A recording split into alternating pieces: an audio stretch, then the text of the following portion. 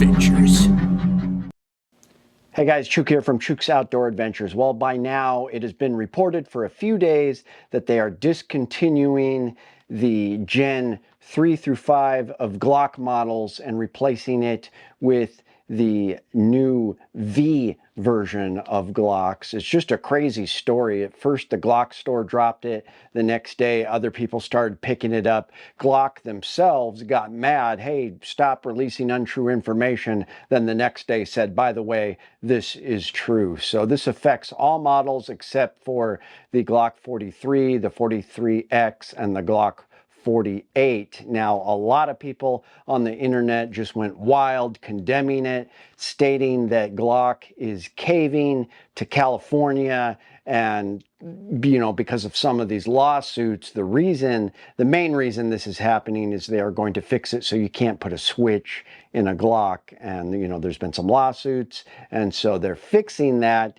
And people are saying you're just caving to California and some of these other laws. And I have to agree, it's not a good look for Glock. Now, they could have avoided all of this, some people said, by just rolling out Gen 6 quietly, like in, March or something of next year, and they could have fixed the whole switch thing, and they didn't have to cave and do this and discontinue all the models. But that's what they're doing. The new models are supposed to roll out November 30th, and they're going to start with the regular models and later the MOS models. Now, a lot of people, tons of people that I've seen on social media are saying they're done with Glocks. They're going to try to get the Gen 5s before they completely sell out, and then they're not getting any more models, which I can understand.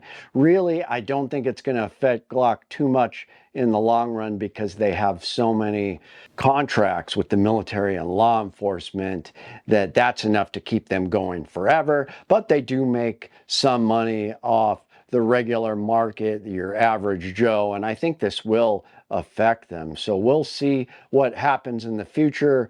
As for me, I've kind of turned away from the Glock 10 millimeters. I still like the Glock 20, but I shoot a 1911 chambered in 10 millimeter so much better, so I've switched to that Dan Wesson. But I will say the Glock clones are where I think things shine, because when you buy a Glock, you immediately need to replace the sights. Typically, the MOS system is pretty poor. The plates break. It's not as low as some of these aftermarket Glocks that are cut. Now, the Ruger RXM, of course, excels. I think it's a superior version than even some Glocks, and it's at a budget price. I think that's a good idea for some people, but I'm into I haven't had a whole lot of experience with shadow systems, but the Zevs. I've got the OZ9 Hyper Comp here, and it is my favorite pistol. I shoot it so well. It's got a better trigger and a better grip angle than a typical Glock, and the optic is seated much lower. So for me, this has all the options I want. I'm going to stick with Zev, but I don't know what's going to happen in the future. A lot of people are turning away from Glock, and I can understand it. I wish they wouldn't have caved into the pressure from California or whatever, lawmakers. But this is what's happening.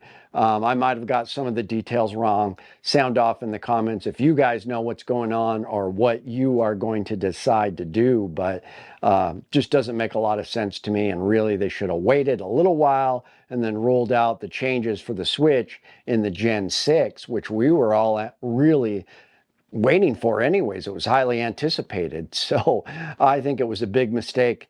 Let me know what you guys think. It's Chuke, your friend in the field.